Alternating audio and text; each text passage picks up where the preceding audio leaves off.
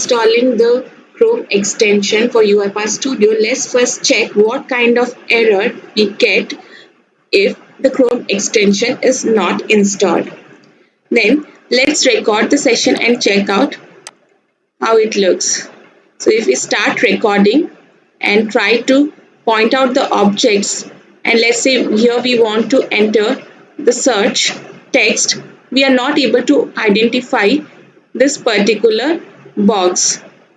So this means that the Chrome extension is not installed. If we try to click and identify the object, we will get this information message which says that you need to install the extension. So let's go and see how this extension can be installed. So we'll come to the UiPath Studio and then we'll go to the backstage by clicking home, and then here we have the tools. Here we can see the various extensions which are present for the UiPath, and for now we need the Chrome extension. So let's click on this. This will install the Chrome extension. We'll click OK. As our Chrome browser is open, so we have to close it before we install. So let's close the Chrome browser and retry. And now it says the UiPath extension for Chrome was successfully installed for the user, and we need to restart the browser. So we'll click OK, and then let's now open the Chrome browser again. Once you open the Chrome browser, then this pop-up will automatically come and it will ask to enable the extension.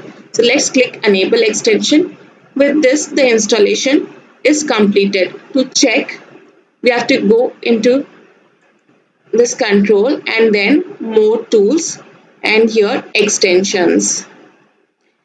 Over here we can see the list of all the extensions, and we have our extension UiPath Web Automation and it's enabled. We can also get into the details and see if all the settings are as per our expectation. The two important things we should note is here there is something allowed to Incognito. So if we enable it, then we can do our recordings in the Incognito mode also and allow access to file URLs. We can enable this also. And then we can close it and check if everything is working as expected now. So let's open the Chrome browser and Google. Now let's see if we can identify the object now. We'll try recording. And perfect. Now it's able to identify all the elements which are present in the browser. So perfect. This way we can install the Chrome extension and proceed with our UI automation using Chrome browser. Hope this video was helpful. Stay tuned for more such videos.